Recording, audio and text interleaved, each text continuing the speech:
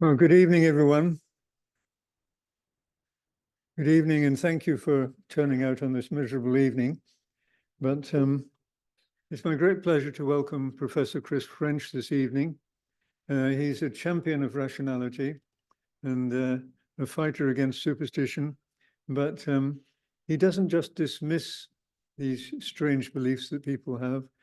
He investigates them scientifically, so he gives them a fair chance. So I look forward to hearing what you have to say, Chris. To you. Very much. Right.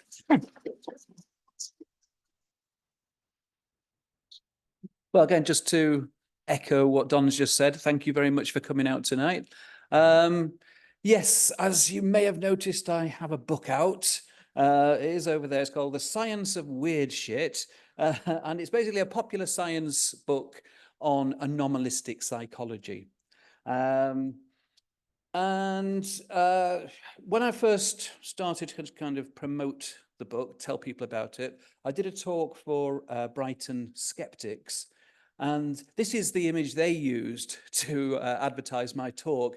And although I do like my book cover, I think that would have been better. I really like that. I love that. Okay, so let's get stuck in then. What is anomalistic psychology? That's the question I'm very often asked. And this is the rather wordy definition that I've used in the book, I have on our website. Anomalistic psychology may be defined as the study of extraordinary phenomena of behavior and experience, including, but not restricted to, those which are often labeled paranormal. It's directed towards understanding bizarre experiences that many people have without assuming a priori that there is anything paranormal involved. It entails attempting to explain paranormal and related beliefs and ostensibly paranormal experiences in terms of known or knowable psychological and physical factors. Now, as you can see from that definition, anomalistic psychology generally is taking a skeptical approach to the paranormal. The primary focus of anomalistic psychology is to see if we can develop non-paranormal explanations for the weird experiences that people most definitely do have. And wherever possible, can we produce evidence to support our non-paranormal explanations?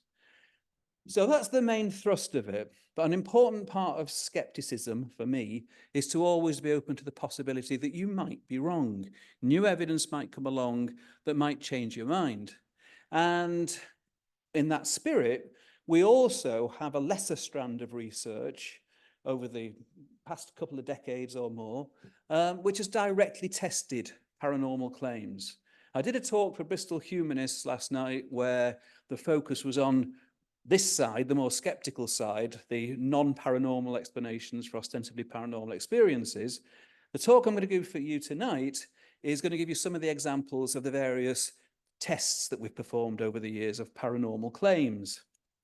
I'm going to start off with this one. This is probably, don't worry, the most, it's not, I'm sure you'll follow it, you're very intelligent people, but this is probably the kind of most academic bit, and after that it really lightens up, so don't panic if you get a bit lost in this bit. This guy here is Professor Darrell Bem, and unusually for a psychologist, he's a very well-respected psychologist, been around for decades and decades and decades at Cornell University. But unusually for a psychologist, he is somebody who is very sympathetic towards parapsychology and paranormal claims. And in 2011, he published a paper in a very prestigious mainstream psychology journal, the Journal of Personality and Social Psychology, with the main title, Feeling the Future.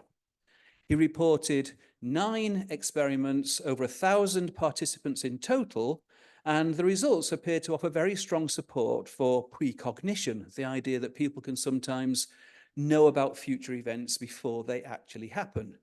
These were kind of small effect sizes, but highly statistically significant.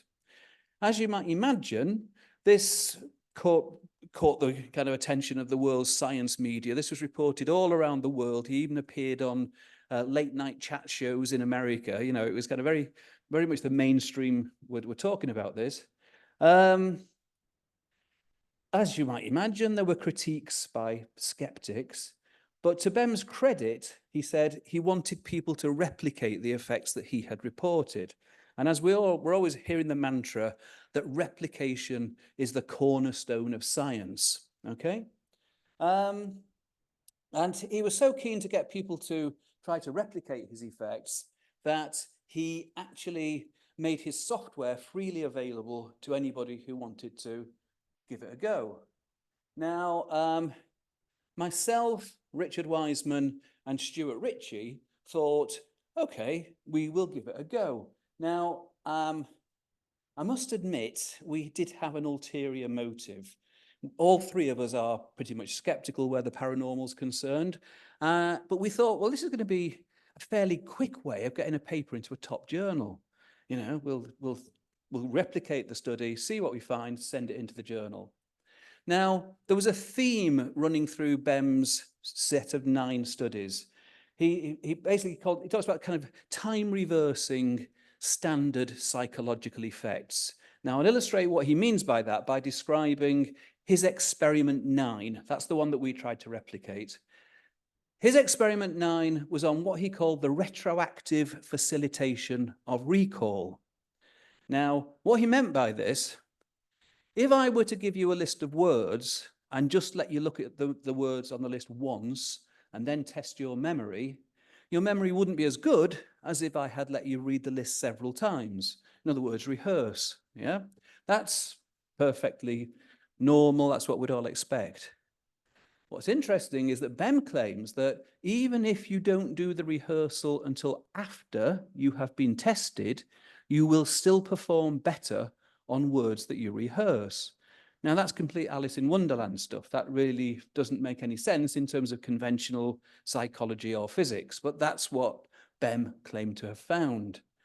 I mean, it would be great if true, because obviously students could sit their exams and then do the revision afterwards when they know what the questions are. So anyway, as I say, we got hold of his software. He kindly made it available to us.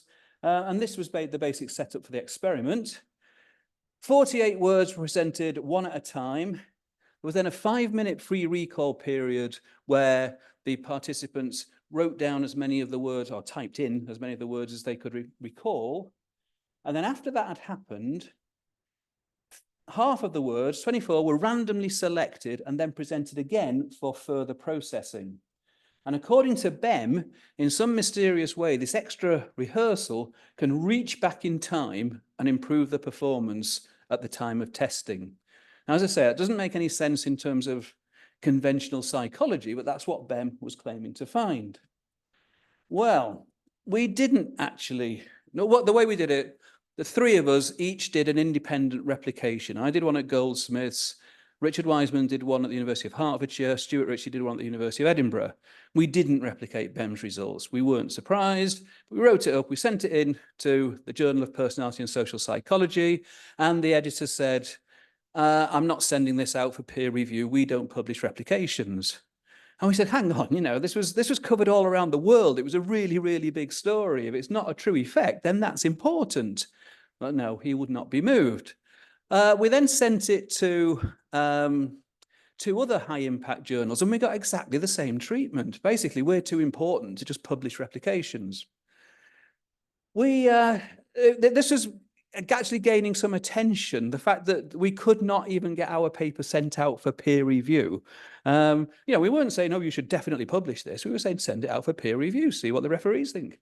And this became a story in itself. So Ben Goldacre picked up on it. This was revealing a real bias in science publishing, particularly in psychology, particularly in the top journals. The top journals, despite this mantra that replication is the cornerstone of science, you tried getting a straight replication published back then, they were not interested, especially one with non-significant results. So Ben Goldacre picked up on it. It was published, it was talked about in the New Scientist, it was talked about in the Psychologist. We were getting more attention for this failure to get our paper sent out than I get for most of the stuff I've published. But there you go. Eventually, we did, we sent to the British Journal of Psychology, who did send the paper out for peer review. One of the referees really liked the paper, pretty much said, publish it as it stands.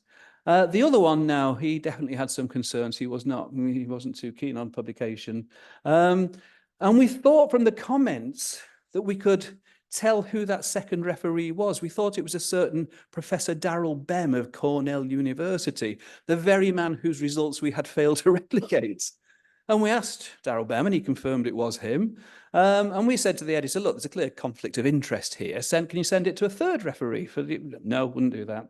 We eventually published it in PLOS One, which is an open access journal. And that turned out to be a good move because there was a lot of interest in that paper. At one point, we were getting 1,000 views a day, which is a lot for a science paper.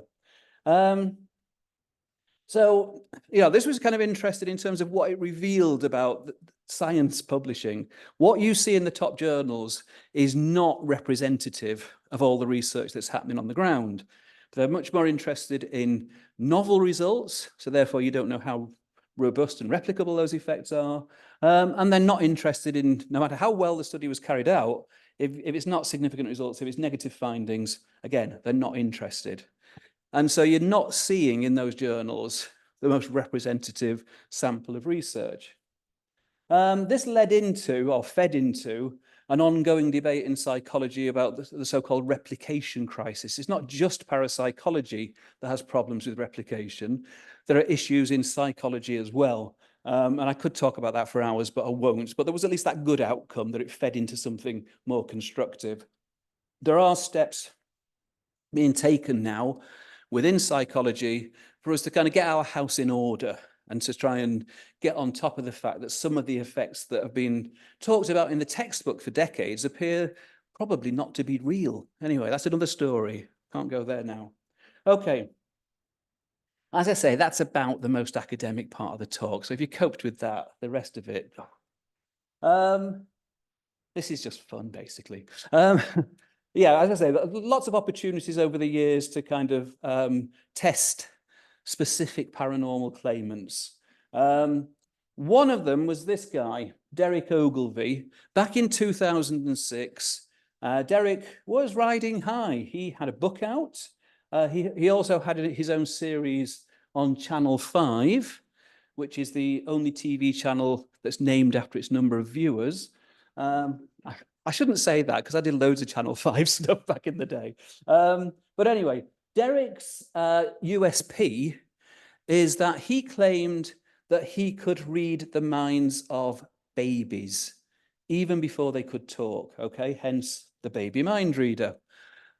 Now you might think, well, what are babies going to be thinking about? Is it going to be, I'm hungry, or oops, I've just pooed myself? I mean, what else is going on up there? No, apparently these babies, even though they couldn't talk, these babies, they knew all about the family business. They knew about repairs that needed doing around the house. They knew about the state of the family car. Pretty amazing stuff, really. Anyway, if you ever watched, I'm sure you didn't, but if you did, if you ever watched any of these programs that was in this series, Derek used to do his readings with the child there, but the parents were also present. And the parents would be reacting and responding to what he was saying. Now, from a skeptical point of view, what the worry was, maybe he's using some form of cold reading, either intentionally or unintentionally. Cold reading is a set of techniques that can be used by deliberate con artists to convince complete strangers that you know all about them. And yeah, I know that they can be very effective. I once passed myself off as a psychic on Richard and Judy, just on the basis of reading a book about cold reading, okay? I can't go into the details of it, but feel free to ask at the Q&A what some of those techniques are. But you clearly, if you've got a situation, a lot of it depends on throwing stuff out, and then on the basis of the reaction that you get from the person you're doing the reading for, you kind of either go in that direction or that direction and so on. So although the parents were often impressed by the readings that Derek was doing, they weren't being done in a way that was going to convince any skeptic. Now, the following year, again on Channel 5, there was a documentary about Derek, The $1 Million Mind Reader. Now, it was called The $1 Million Mind Reader because at the time, James Randi, or the James Randi Educational Foundation at the time, had $1 million on offer. James Randi is a very famous skeptic who died a while back, sadly. Had $1 million on offer for anybody who could demonstrate psychic ability under properly controlled conditions. And obviously, somebody at Channel 5 had decided this would make a really interesting documentary. We'll put Derek in for the $1 million prize. So they also asked us if we would also test him. He was going to be tested by James Randi over in Florida. He was going to be tested by us in the less glamorous part of the world, New Cross. So he was going to be tested by myself and Chrissy Wilson on behalf of the Anomalistic Psychology Research Unit, and then the next day fly over to Florida and then be tested by James Randi. So just to be clear, if he passed Randi's test, he would receive a cool $1 million.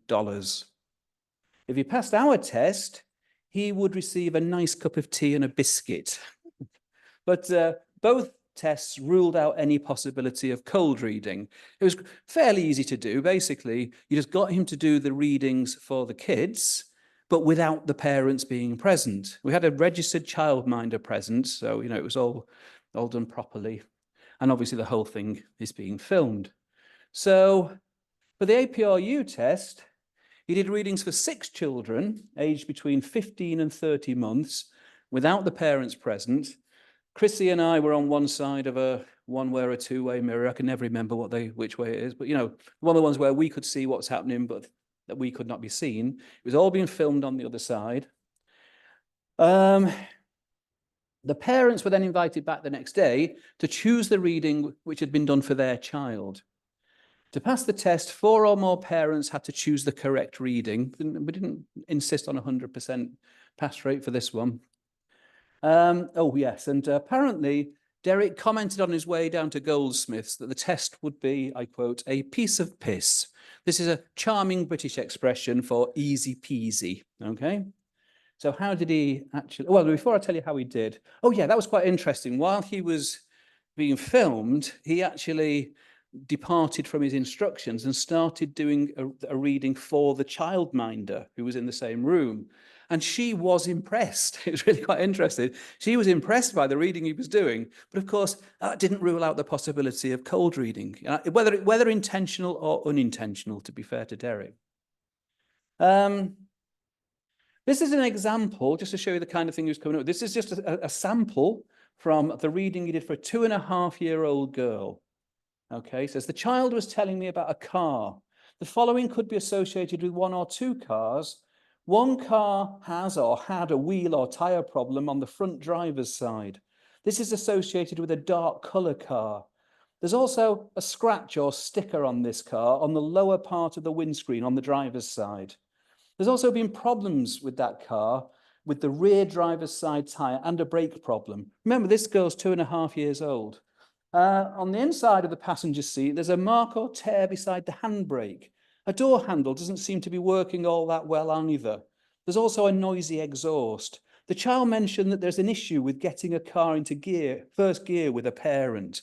Okay, so this kid knows a lot about the car. You've got to admit that. Now, I should mention, maybe irrelevant, but Derek himself is really into cars. He loves cars, so might be relevant. How did he actually do? The result. We got the parents to come back the next day. I should have explained that. We got the parents to come back the next day and we said, here are the 6 readings that Derek did yesterday. One of them is for your child. Can you tell us which one?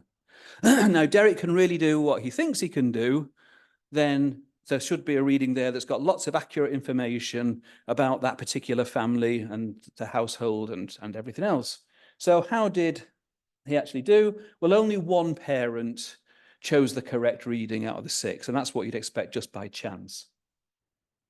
After the test, Derek was literally in tears. He was crying his eyes out, saying, that's it, my career's over. And I remember being there saying, look, you don't need to worry. None of your fans will take any notice of us. Your career's fine. It is, by the way. He's now gone over to the Netherlands and he's a successful psychic over there. The next day, he was off to be tested by the amazing Randy.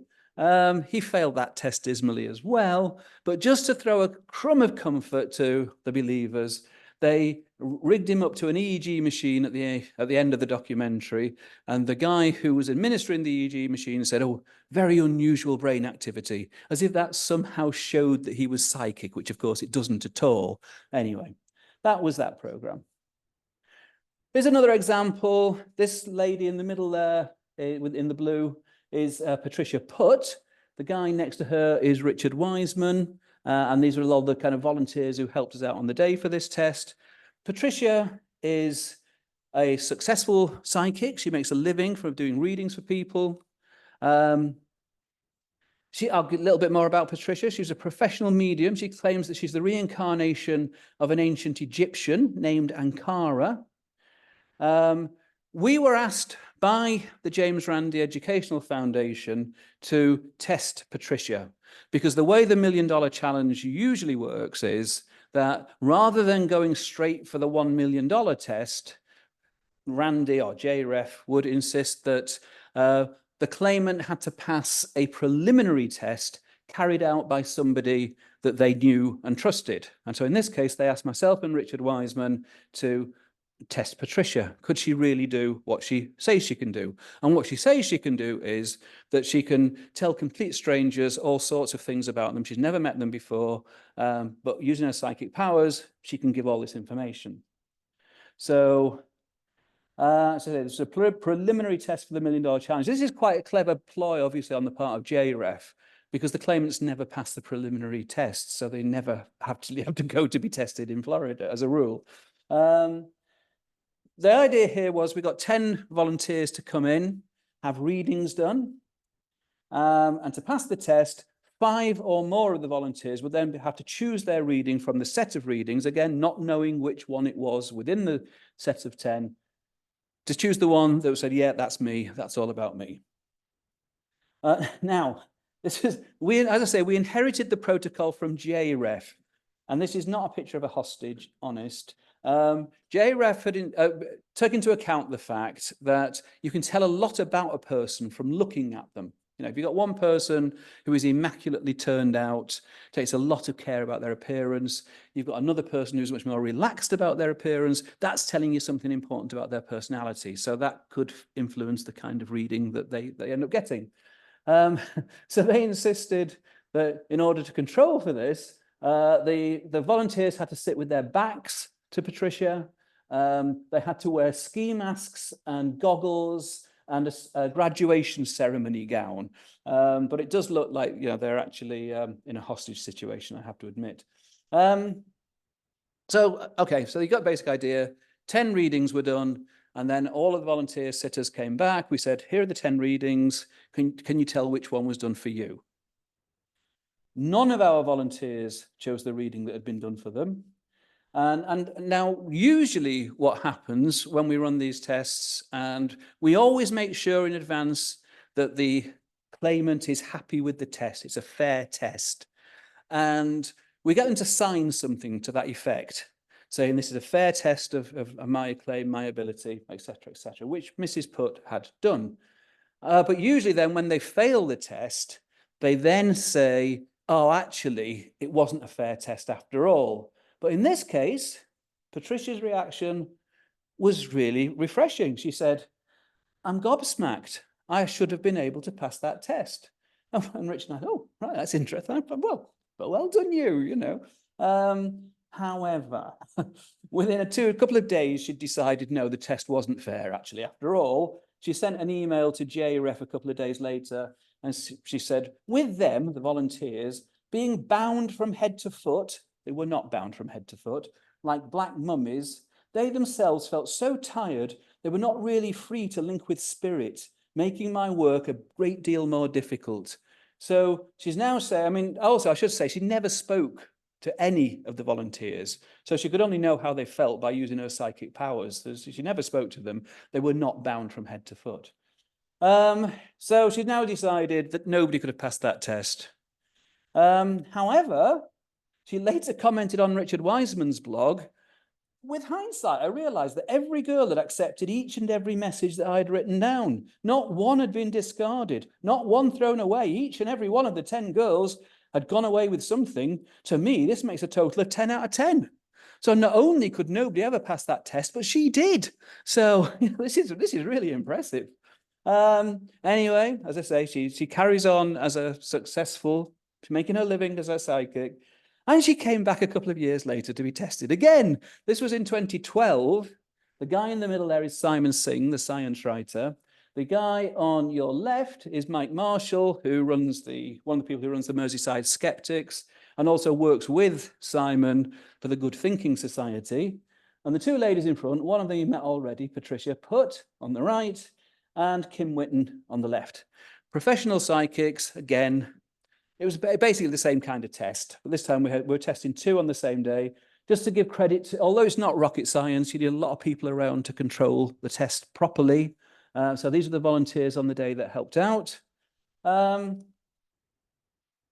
as I said before, you can tell a lot about people from just looking at them. So you'd give a very different reading for an 80-year-old man than you would for a 14-year-old girl. They've got different life experiences, different concerns. So we said, okay, partially to minimize that, we will have volunteers who are all female, between the ages of 18 and 30. But even then, as I said before, you can tell a lot about a person from their appearance. So we had our psychics do the readings while the sitters were behind a screen. They never saw them and they didn't speak to them. They wrote their readings down. And after each reading had been done, I made a point of saying, were you getting useful information? Was the information coming through? And they confirmed, yes, it was. The information was coming through loud and clear. So that's all good. Again, at the end of the day, we got our 5 volunteers to come back. Remember, we're testing 2 psychics on the same day. So we gave them 2 booklets, each with 5 readings in. Same task as before. Can you tell us which reading was done for you? So this one, I can't remember why now, but it was decided that they have to pass the test, they had to get 5 out of 5. 4 out of 5 would have been statistically significant, and I'd have been very impressed by that. How did they do? Kim Whitten got 1 out of 5. That's what you'd expect by chance. And poor old Patricia got none again. So far, she's not demonstrated, under the conditions that we tested her, that's all we can say, any psychic ability. But she still is making a living as a psychic, so don't worry, she's fine. Right, now, different example now. I got quite excited when I was invited by a very reputable newspaper, The Sun, to test Magnet Man. I kind of maybe my expectations were too high. I don't know. But anyway, it turned out it wasn't Magneto. It was this guy, Oral Aurelianu. I can't remember. I should have checked this before I came out. It's from an Eastern European country. And you see how impressed you are. I think there's a little video clip here. Gata. Dar asta nu e spectaculos cu lingurile. Păi punem cu farfurii după aia dacă e. Ia, luați mâinile. Asta deja e banal. Nu banal, că nu face ca. Okay, he's not throwing armored cars around, I'll give you that. But, you know, come on. All right, this is maybe slightly more impressive. Here we go for this one. See, yeah, I mean, come on, try and be a bit impressed. Așa, puteți puneți acum? Să le puneți. Da?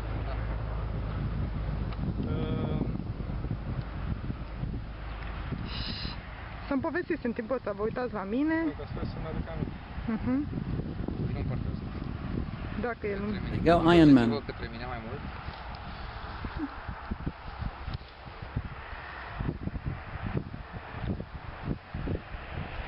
Oh, you're a tough crowd. All right. How about this? Now, look, that is quite impressive. Apparently, I think at the time that was the world record for it's a TV set, you know, kind of quite a heavy TV set stuck to his chest there. Now, whatever's going on there, it certainly isn't ordinary magnetism because it also works on planks, which are not metal, of course. Yes, I was invited to come in and kind of test his abilities. It was at this stage that I began to wonder whether my ambitions for a respectable career as an academic were maybe going down the wrong track. You know, I'm not sure. Basically, I mean, you probably already figured out what's going on here. You'll notice that Oral had a very, very smooth chest. And basically, if you're a little bit sweaty, things will stick to it. So, I mean, one way of testing this, I mean, I'm there in that picture with a kind of compass. I can assure you the needle did not deflect. And also, I mean, another thing we did with him, we got a tissue, and rather than putting the spoons directly on his chest, put the tissue on the chest. Now, if it's a genuine magnetic force, the spoons should still stick. And of course they don't, they just drop straight off. But anyway, yeah, another example of the weird and wonderful world that I have lived in for the past 2.5 decades. I'm going to show you now a clip from a documentary that was on a few years back. It was presented by Richard Wiseman. Richard Wiseman, it wasn't at all. It was Richard Dawkins. And it's a test of dowsers. I'll show you the clip and then I'll make a couple of comments about it.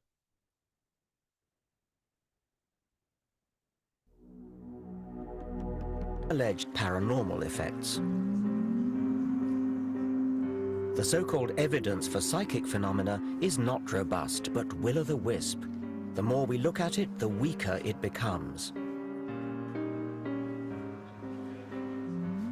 The alleged detection of water through dowsing is not obviously ridiculous. It might work, but does it? The only way to tell is through a rigorous experiment.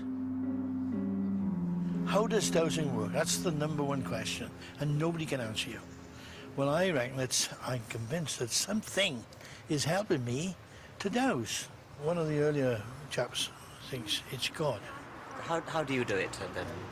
What's your principle of dowsing? I think the question, and I expect God to respond in the way that I understand. I'm going to expect the right-hand one to point to the camera and the left-hand one straight forward. Yeah, okay. Look, it's following him round. Yes. And have you done the test yet in the tent? Yes, I did. Yeah, and what was the result? I was going to get 6 right, 100%. Yeah, and what happened? 1. So what do you make of that then? He's having his laugh, isn't he? He loves a joke. Yes. You don't realise. Do I get second goes at it? Oh yeah, you can have as many. The psychologist Chris French thinks there may be a simpler explanation. He has devoted his career to investigating claims of the paranormal. And now he has set up this test for dowsing, a properly controlled double-blind trial. In each of these rows, just one container, chosen at random, holds a bottle of water. All the rest contain sand. Neither the dowsers nor the tester are allowed to know where the water is until the boxes are opened. So there are no unintentional giveaways. Have another go. Safeguards like this make the double-blind trial one of the crowning achievements of scientific reason. Okay, put it on the end one then. Number It's on 6 again. I'd say so. Okay. Right. What you'll typically find when you talk to dowsers is they'll give you lots and lots of anecdotal evidence, lots of stories about how they discovered a leak in their neighbour's pipes and so on and so forth. But there are always other possible explanations there. Yes. What we're trying to do is set up conditions which would rule out any of those other explanations. But then we get down to the very fundamental, basic issue: can the dowsers actually do what they think they can do? Yes. Okay. I think it's 4. No, I think it's 4. So should we see how well you've done? This is sand. In that case, I can't do this. This is the waters in number 5. Sand again. This time, guess was bin number 3. And this time you're correct. That's water. I'm afraid that's sand. Yes, we're actually doing 2 possible answers. Final trial, it's sand again, I'm afraid. In that case, I'm 100% wrong again. Well, you got 1 right out of 6, which is what we'd expect by chance. So far, they're performing pretty much in line with mean chance expectation. In other words, guesswork. Yeah. So no one has scored more than 2 hits out of 6. 3. 3. The people you've been testing, do they understand why they're being put through the double-blind procedure? I think once we've explained it to them, then they appreciate why someone who is perhaps sceptical or doubtful about their claims would see that that was necessary. What's interesting is it doesn't actually tend to dent their confidence at all. Which suggests that they're completely sincere.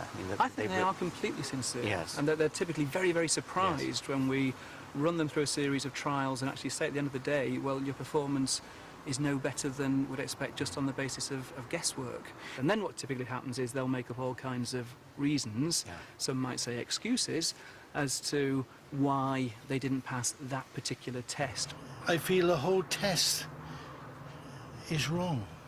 I'm shocked beyond words that this has happened. But I did say from the outset, couldn't we just sort out some grey blocks and some scaffold boards so that I can walk above it, which is what I would routinely do and I've done for 40 years.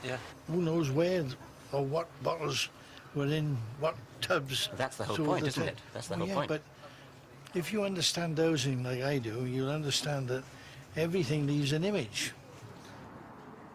This state of denial is extraordinary. Even when confronted with hard fact, these dowsers prefer not to face up to truth, but retain their delusion.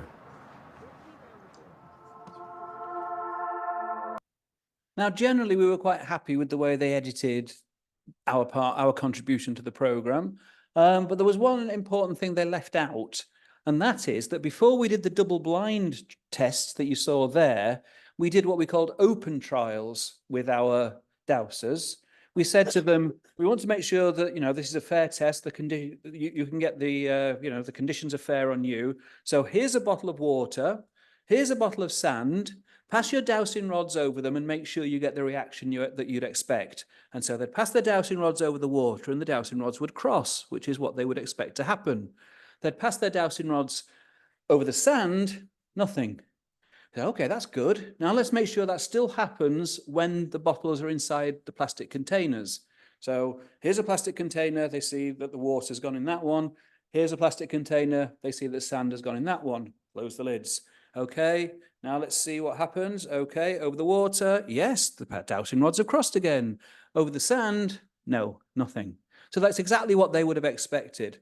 And of course, that raises the question of, well, why do the dowsing rods cross when they know what the right answer is?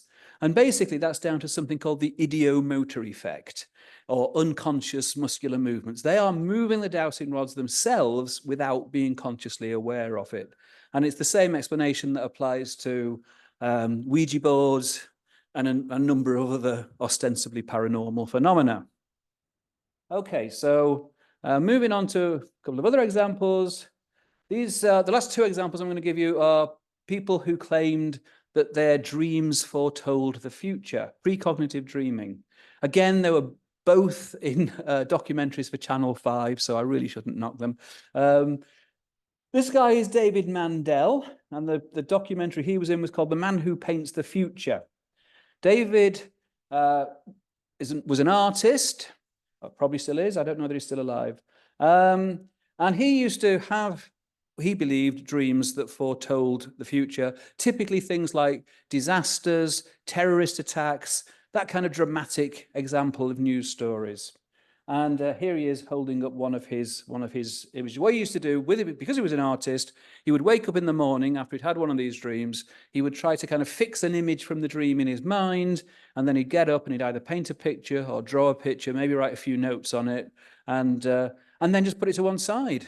Now, the problem in trying to test David was that he didn't know when the event would take place. It might be the following week, it might be 20 years later. So, it would be very difficult. Sometimes you'd just be watching news on TV or reading a newspaper, and he said, that's what I've dreamt about. And he'd find that painting, and there it was.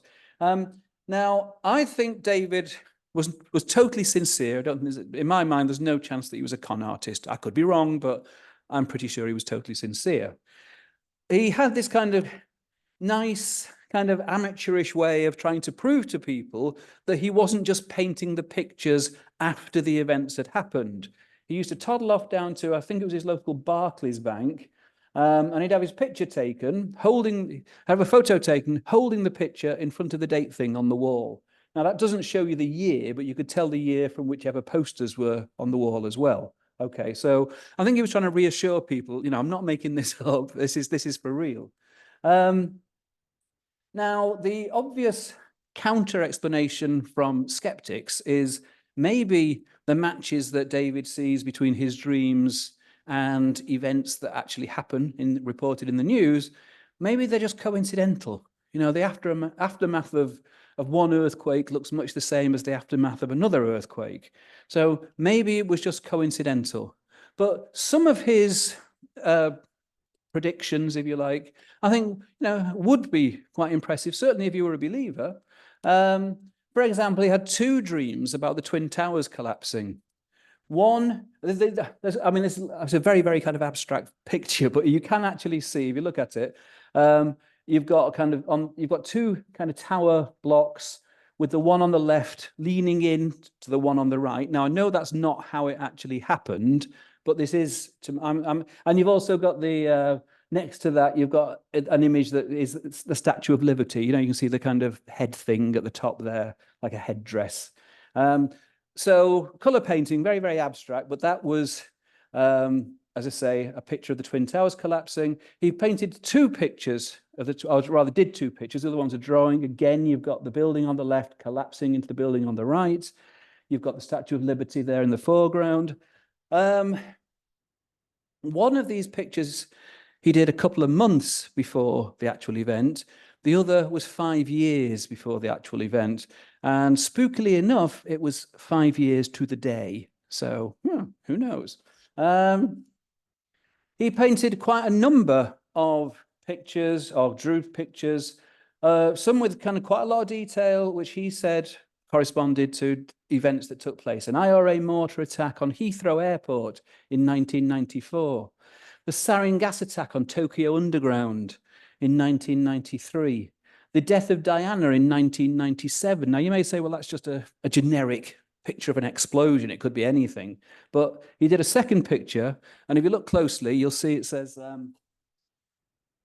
die in tunnel. Okay, so again, I'm willing to give him the benefit of the doubt. The Dunblane Massacre in 1996. He claimed that this picture looked very like a class photo that was reproduced in a lot of the newspapers after the attack. So how are we going to test this? Well, we couldn't directly test it because, as I say, he didn't know when the events would take place.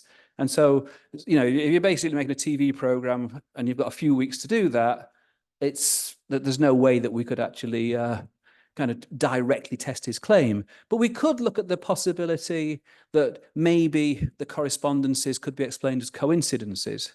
And so what we decided to do, we got 30 volunteers. Well, basically, we trawled through the news archives to see if we could find. First of all, we invited David to give us, I think it was 30 or 40, I can't remember, 40 of his kind of best matches, okay? The best ones that he felt were the most impressive. And then we looked through the news archives to see if we could find other events that we felt matched his dreams, or rather his pictures, either as well as, or maybe even better than the events that he had chosen. And we then got 30 volunteers who rated the degree of match on a 7-point scale between David's pictures and his chosen news event and our suggested alternative, okay? Now, I have to acknowledge partial defeat, at least here, because across the full set of pictures, David's choices were judged to be better matches by about 0.5 point on a 7-point scale. So it's not much of a difference, but it was highly statistically significant. If you look at each picture individually, 7 of the 40 news events chosen by David were judged to be significantly better than our choices. But that does mean that 82.5% weren't.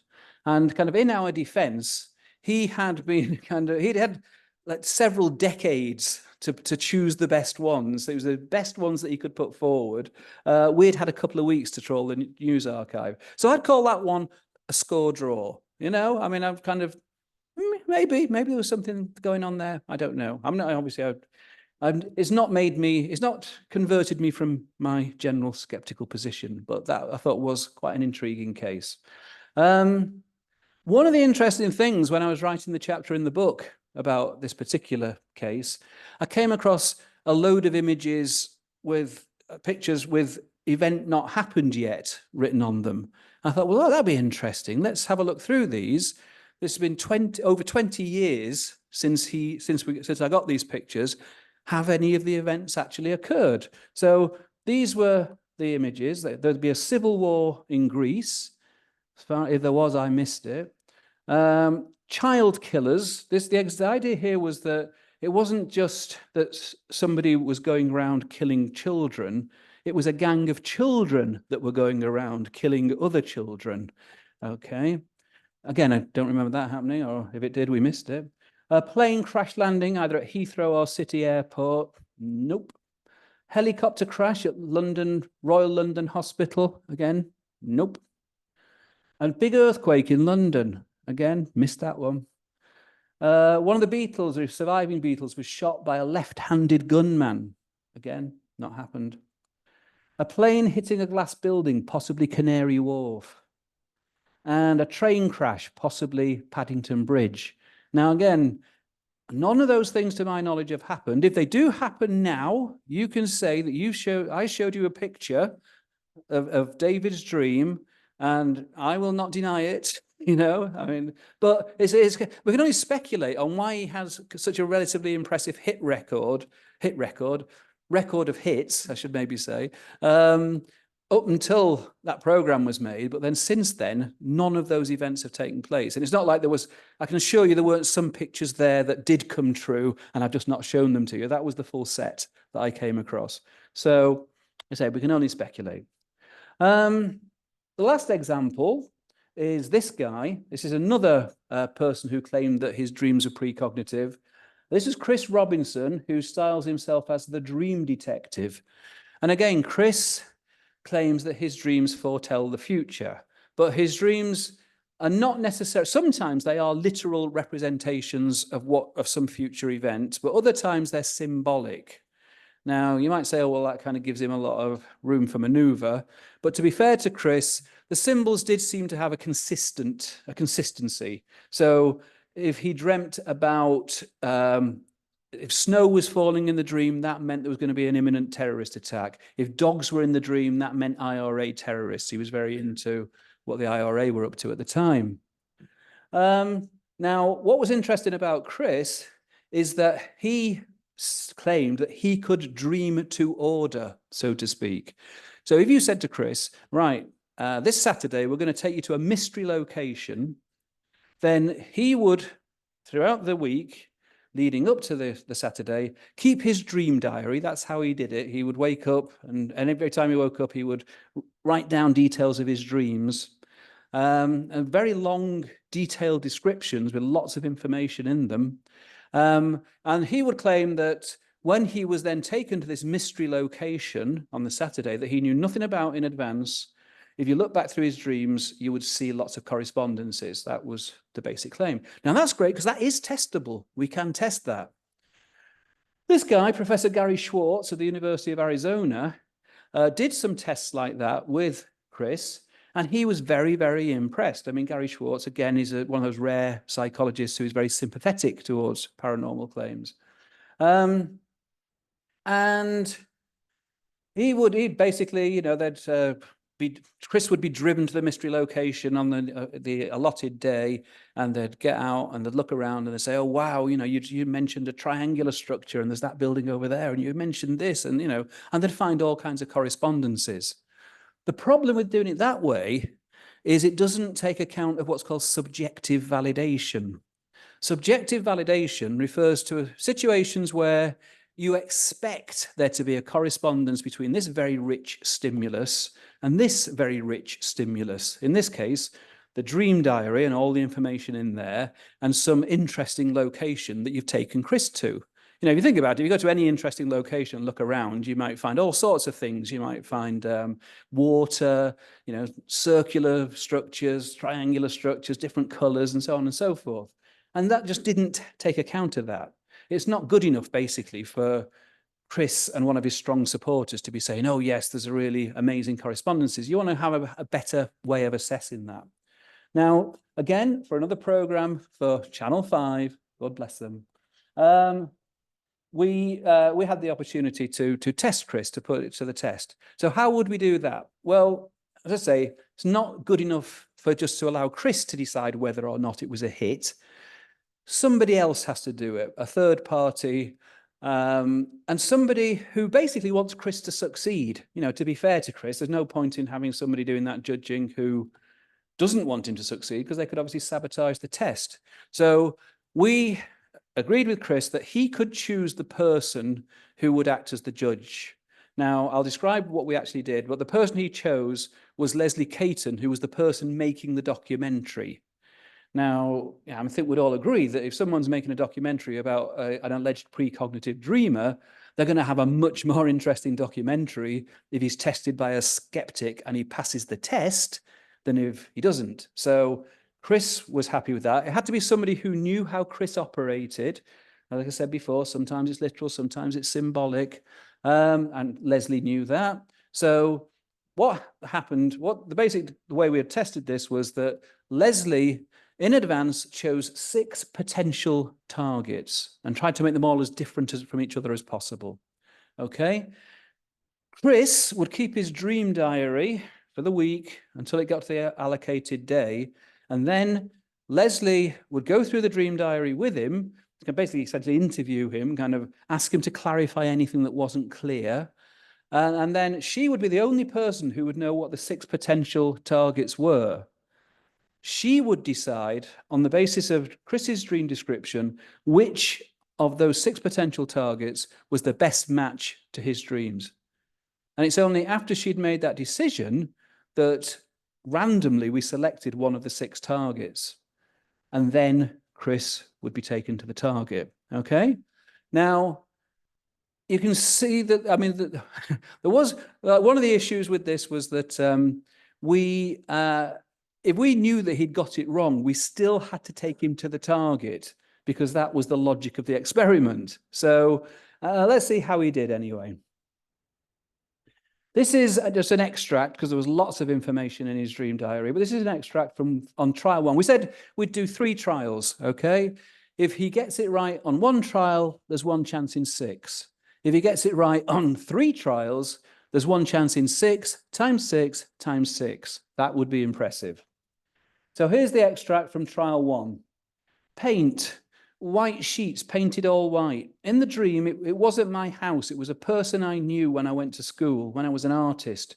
He could paint and draw anything. So painting is like a key word, if you like. You've got to choose from your pool of places which one you think that little lot matches the best. Now, it just so happened that in the target pool, this was one of the possible targets, the potential targets. And this is what Leslie chose as being the best match. This is the House of Dreams. It's an artist, basically, who just has all of his own artwork all over his own house, and you can kind of pay to go in, and you can look around, and it's an interesting place. So this seemed like a perfect match. It said painting is the key word, yeah? So then we roll a dice and randomly select from the 6 possible targets which one it's actually going to be. And it was the Ice Bar in London. This is a bar, as the name suggests, where everything's made of ice. Now, not only did Chris not want to know what the potential pool of targets was, and neither did I, but also he obviously had to be taken to the place, as I've said, but he insisted on being blindfolded for the journey to the actual target location. Because he said if he wasn't, then he might pick up on information en route, and that might contaminate the dream. So it's kind of quite interesting when you kind of take somebody out of a London black cab who's blindfolded and you lead them along the street. It's all being filmed, obviously, but you lead them along the street in London, nobody bats an eyelid. It's kind of, that's London for you. Anyway, we went inside and, he took the blindfold off and immediately tried to argue that he had got a hit, really, because he'd mentioned white all around, and this is like snow and ice. But as you can see there, ice is transparent and the walls were grey. There's not a lot of white in that image. So anyway, that was not a hit. He'd failed the first trial. The second trial is an extract. This was an observer dream, so I'm watching other people. It's not as if I'm part of it. And I'm rolling or unrolling something. That could be, if you're in a printing works, it could be rolls of paper. And somebody's now made a pie, so it could have been pastry. And then we put this pie in the oven, and there was a joke about not putting the oven on for too long so you don't burn it. and I see these faces of people go past me. Now, this one was much trickier. There was no obvious match to Leslie's mind with the 6 potential target locations and the dream. I say this is just an extract. There was a lot more information, but there was nothing that really stood out as a correspondence. But she picked up on the mention of a printing works.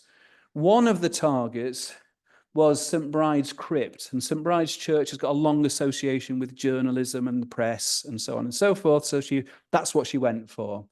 So that was her choice of best match.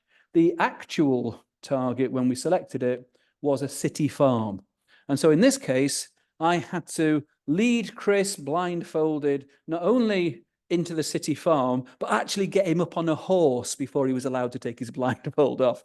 And to be fair to Chris, he didn't try and claim this one was a hit. He didn't on this occasion. For the final trial, remember he's failed the 2 already, so he can't pass the test now anyway, but in the dream, I'm in a sort of a room, and there are people that are sort of people. He points to the dream diary. He says, and there in big letters, I've put dead. It's in this room. There was actually glass cups and glasses. Now, cups is always the same. Cups, if I see them, means dead people. And if we don't go where there are dead people, I don't know what all that was about. Now, as it happens, because Chris had not Chris had not, we hadn't used the target of St. Bride's Crypt in the previous in the previous trial, because it was the city farm that was selected. And so Leslie had left it in the target set. And so this, mention of dead people, that was obviously the best match. And on this occasion, yes, he got it right. So 1 out of 3, that was all he managed. Okay, I think I've kind of just about come to the end of the talk. I'm quite happy to take questions, not only on testing psychic claimants. If there's more you want on that, that's fine. But anything weird and wonderful, I'll be happy to answer the questions on. Thank you for listening.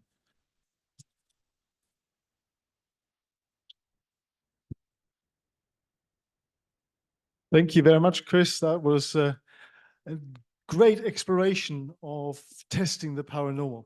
Before we get into the Q&A session, we might want to do a little test. How many of you in the room believe in the paranormal? Hands up, please. 1, 2, 3, 4, 5. Okay. How many of you do not believe in the paranormal? Hands up, please. And now for the trick questions. How many of you are open to the notion of the paranormal? Please put your hands up. Interesting. Very interesting. Good. Right. We now come to the Q&A session. There's a couple of things going on online already, but we'll start in the room. Who would like to go first? No, there's a few at the front.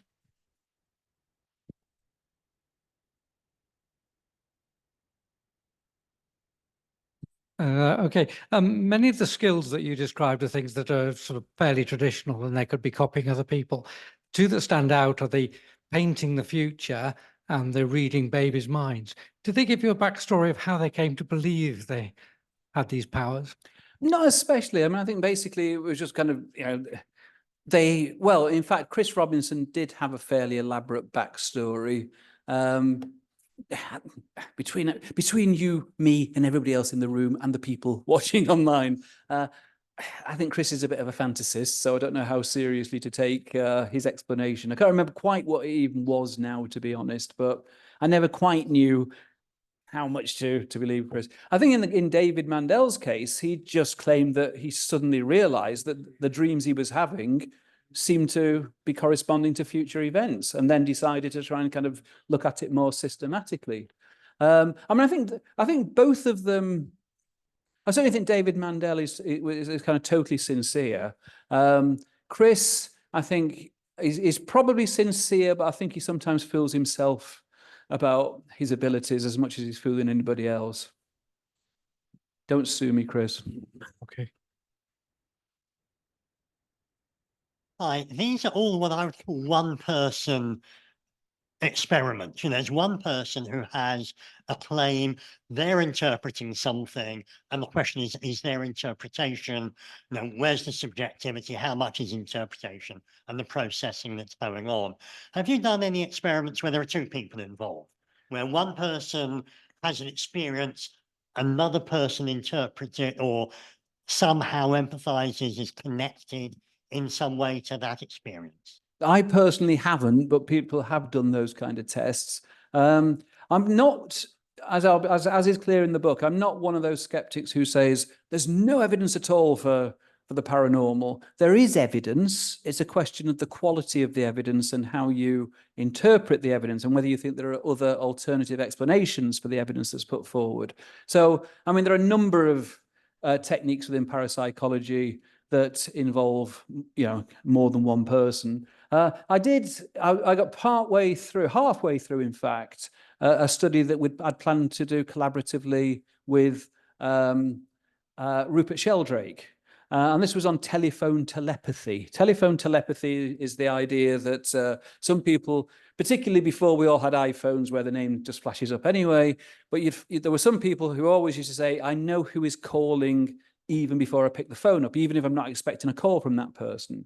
And to Rupert's credit, even though most skeptics would just poo-poo that idea again, just say, oh, it's just a coincidence when it happens. And that's what I believe, I have to say. But Rupert, to his credit, will sometimes test these ideas, and he claims that he's got kind of positive results. The problem I had was that if you look at each of Rupert's studies, you say, yeah, but you didn't control for this in that test. He says, oh, yeah, but in this test we did. Yeah, we didn't control for this in that test. And let's do a test where we control for everything. Now, the idea was going to be, we would do the most tightly controlled study of telephone telepathy ever, and this involves not just two people, you'd have a receiver at one end who's being filmed by one experimenter, you'd have 4 potential senders in another location, all being filmed, and you would randomly select on each trial which of the 4 was to call that person. And it has to be somebody that they kind of have an emotional connection with, a close friend or family member. Now, logistically, that turned out to be a bit of a nightmare. We'd planned to run 200 trials in blocks of 10 trials each, okay? And it was being done by with the help of a couple of very able project students for their undergraduate projects. We only managed to get 100 trials run. But at that point, the results were coming out dead on chance. So it would have been very odd if suddenly that improved in the second half and we'd got an overall significant result, but we didn't finish the study. So it was never written up, it was never published, and it almost certainly never will be. So yeah, I mean, that was one example. But yeah, I mean, these are kind of examples because this is most of this stuff, in fact, all of this stuff I think I've talked about tonight, I never even bothered to kind of write it up because within psychology, getting a paper in a parapsychology journal really doesn't look that great. It doesn't make much difference on your CV. I personally wouldn't have objected, but there are other things to do. You're always too busy. So, I've just described some of the things in the book because I thought, well, let's get it out there. We've done this work. Let's tell people about it. It's not going through a peer review process or anything like that. I accept that. But I think it's quite interesting to kind of think, well, how would you test these claims, Sorry. Have you ever had anything unexplained happen to you? Not to me personally, no. I mean, sometimes people ask the question, which is pretty close to what you're asking there. Have you ever come across anything you couldn't explain? And the answer to that would be that I don't claim that I can explain every single paranormal claim that's ever been put forward. I mean, that would be silly. All I can do is say that kind of on the basis of my research, remember there's the 2 strands to the research. There's the other strand that I didn't talk about tonight of trying to come up and test alternative non-paranormal explanations. So taking that into account and the direct tests that we have done, I am skeptical. I was not always skeptical. I used to be a believer, but the more psychology I learned, the more skeptical I've become. But there are a couple of examples of cases, often kind of things that I've ended up doing for the telly, which have kind of left me thinking, oh, well, that was intriguing. I'm not sure. I've kind of got a little mental box with a question mark on it, and I put those cases in there. One would be David Mandel, as it happens. I mean, I wasn't, and obviously, clearly I wasn't totally convinced that it wasn't just coincidence that that was the explanation, but I thought it was an intriguing case. There was another documentary on Channel 5 called The Boy Who Lived Before, and it was about a reincarnation case, a little lad from Glasgow, name was Cameron, I think, if my memory serves, who claimed that he could remember a past life living on a Scottish island. Unfortunately, I never actually met Cameron, but they brought his mum down to Goldsmiths and we sat and chatted. And kind of what was interesting was she wasn't somebody who was into reincarnation in a big way, as often is the case when you get these things being reported. She was down-to-earth Glaswegian mum. And she just wanted an explanation for why her son was saying this weird stuff. And she was quite happy to listen to some of the skeptical suggestions that I was making.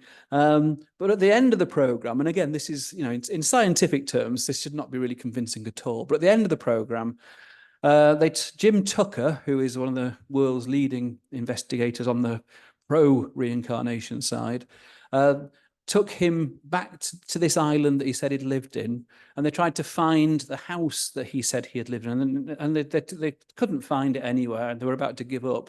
And then they did find a house that appeared to match. And it was just a kind of really interesting piece of television, because normally he was a little bouncy 10-year-old, really appealing kid. But when he walked into this house, suddenly his whole demeanor changed. He just walked from room to room, not saying anything. And it was really quite spooky. Now, there was some stuff that did appear to match, like the description of the house and some other stuff. But there was other stuff that he claimed, for example, that his dad in this past life had been killed in a road traffic accident. That was a very small island. They would have had a record, and there was no record. So at the end of the day, you just kind of think, oh, well, that was intriguing. You know, I'm not sure quite what was going on there. I've got some thoughts on it, but yeah. Okay, we go to online now. Sorry? We go to online. We've got quite a few questions online now coming in. Okay, yeah. Did anyone ever do tests on Uri Geller or Edgar Casey? If so, what were the results? People certainly did tests of Uri Geller, and indeed some of those reports of positive findings were published in Nature back in the 70s, like one of the premier science journals on the planet. It appears that the tests from subsequent reports were not very well controlled at all, and that basically Geller was just kind of just took over. It was kind of organized chaos. Geller himself has never been able to demonstrate his alleged ability to bend metal just by gently stroking it under properly controlled conditions. I've got lots of friends who are conjurers. They can do it, and they say it's a trick. Doesn't involve any psychic powers. And basically, if Geller is doing it using psychic powers, he's doing it the hard way. The other things that Geller claimed that he could do, again, as I say, the conditions he was tested under, most skeptics would not find convincing at all. And if you really had this ability, well, you know, submit yourself to a few more tests to involve a few skeptics. You know, if you can do that, if I could test Geller and he could pass a test, that'd be much more impressive than people who are already fully fledged believers in the paranormal get tested by a skeptic. I mean, I won't bend the rules. If you pass the test, you pass the test. Edgar Casey, I'm not aware of any formal testing that was ever done on him, but a lot of the stuff that he came out with is provably wrong. Yeah, Edgar Casey was like, he made all kinds of announcements on how people can heal themselves and all sorts of other stuff. And a lot of the stuff he came out with was, yeah, rubbish. Okay, another one from Adam. I'm a skeptic, but have always had great difficulty understanding how a psychic that my wife visited was able to talk about events that had actually occurred in her recent lived experience without my wife saying a word. Can you offer an explanation? Well, there's two possibilities. One I mentioned briefly in the talk, which is cold reading, which is this technique that you can use to convince complete strangers that you know all about them. It's actually a set of techniques. Part of it relies on something called the Barnum effect. There are certain kinds of statements that sound as if they're saying something very perceptive about your innermost personality, but actually you're just stringing together sentences that apply to pretty much everybody. So you can use those to pad out a reading. You know, you say things like, I'm sensing that there have been times in the past where you've regretted revealing too much of yourself to others. You know, we all think of those times when we've said something and then been embarrassed about it and wished we hadn't said it. And there's a whole set of stuff like that. But you can also, with cold reading, give people the impression you're being much more specific than you actually are. So again, just to give you one example, I remember taking part in a telly program where they'd sent people out for different kinds of readings and then got them to comment on it. And most of them were very impressed with the readings they had. There was one young lady just doing her A-levels, and she was really impressed that the psychic knew that her mum's name was Sheila. Pretty impressive. But when you played back the recording, the psychic never said, your mum's name is Sheila. He came out with lots and lots of different words, most of which meant nothing to her at all, different names. But then at one point he said, I'm getting the name Sheila. Now in her head, wow, that's my mum. And then later on she's saying, he knew my mum's name was Sheila. But that's not what had actually happened. You know, she had made it more specific than it was. Now, obviously, that is one possibility, cold reading, with people misremembering things as being more specific and impressive than they were. But the other, these days particularly, is hot reading, where you do your research in advance. You collect the information, particularly, I mean, given that lots of people who go to see psychics will use social media, they'll have Instagram, Facebook, Twitter accounts, and you can just get a lot of stuff from there and then just go through the motions as if it's all coming through psychically. I mean, obviously, I can't give a definitive explanation. I mean, the other possibility is that some people genuinely are psychic. All I can say is that whenever we've tested them, they don't seem to be able to demonstrate it under controlled conditions.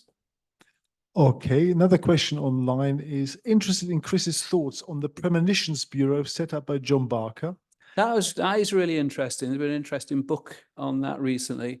Because some of the cases in there, again, are those kind of cases that are a real challenge to skeptics like me. Again, not enough to actually convince me that my skepticism is misplaced, but they'd be in the box with the question mark on. One of the most notable examples would be some of the things that were reported before the Aberfan disaster. The Aberfan disaster, for those of you who are not old enough to remember it, was back in the 60s, I believe. Yeah, I'm pretty sure it was. And basically, it was a school in a Welsh village where a kind of heap of coal slag just rolled down the mountain and just engulfed the school, and lots of children were tragically killed. It was horrible, really horrible. But some of the kids and lots of other people have reported that they had dreamt about it beforehand. And in some cases, one tragic case of a little girl who reported to her mum that she'd had this dream that this black stuff had come down while she was at school and so on. And that is what happened. Having said that, there were worries in the village about the possibility of that happening. So were the dreams just kind of related to the fact that people were aware of it as a real possibility? Who knows? Thank you very much. We've got a few more minutes for questions. Does anybody have any more questions in the room? There's a lady at the back. Okay. Sorry. Oh. Hello, thank you. Really interesting. Thank you. I think it's quite, I don't know, from my point of view, heightened instincts, not to just get that all confused with paranormal stuff, because there is a difference between a heightened instinct than paranormal. I've enjoyed all this because half of that, I believe in the supernatural, if you like, I suppose, or something higher. But a lot of that, I wouldn't believe those people from the start because they're clearly random. To me, they seem very random people. I didn't see anything that I would hold wholly integral.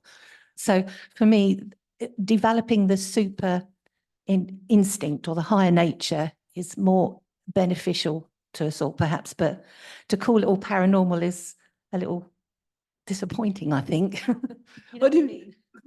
I mean, the word paranormal is one of those kind of tricky words that everybody kind of uses, but actually giving a precise definition of it can be quite tricky. Again, I won't kind of go into details of that. I do talk about that in the book, but I mean, the idea, I mean, again, if you don't find those people impressive, it's absolutely fine. That's absolutely fine by me. But clearly, a lot of people do. If those ladies are making a living as professional psychics, they've got enough clients who are coming back to them repeatedly and giving them money for their services. You know, people like Uri Geller became world famous, and he's still, you know, he earns a lot more than I ever will, you know.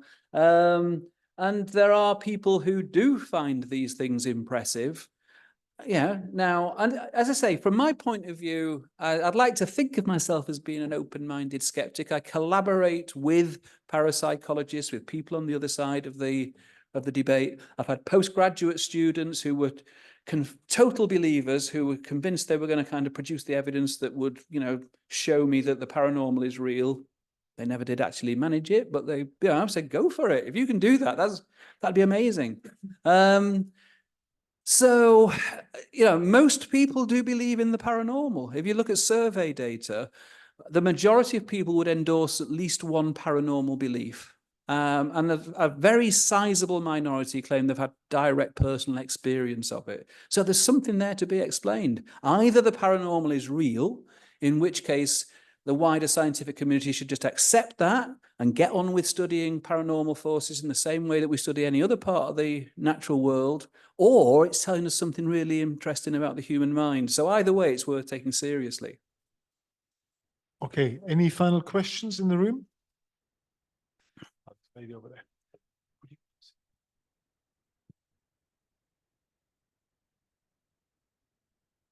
Thank you. I was just going to ask, are there any areas of the paranormal that you feel haven't been investigated yet fully? And also, are there any areas you want to investigate next? I mean, in terms of my kind of personal choice of where to put my research efforts, again, that is down to all sorts of things like, you know, what do I think is going to be the most fruitful way to spend my kind of research resources, my time and my effort.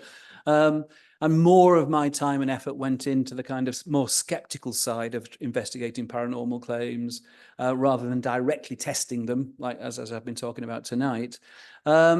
And I think that's kind of proved to be kind of fairly fruitful. You know, I think we can explain a lot of ostensibly paranormal experiences in non-paranormal terms, and we can produce evidence to support our alternative explanations. I don't for 1 minute think that the skeptics have got it all sewn up. I really don't think that. And there are some areas where there are things that need to be explained. I mean, again, I don't want to go into another lecture now, but there are certain effects reported within the parapsychological literature, which I don't think the skeptics have definitive counter-explanations for. And I'm all in favor of people carrying on doing the research to the best of their ability, the good quality research to test those hypotheses. And if it turns out that I'm wrong and that some of these paranormal phenomena are genuine, yes, I'd be a little bit embarrassed because I'm a gobby public skeptic, and I'd have been proven wrong, I'd have egg on my face, but I'd hope I can kind of survive that, because it'd be an amazing breakthrough if it were ever to happen. So on that bombshell, I'll thank you and good night.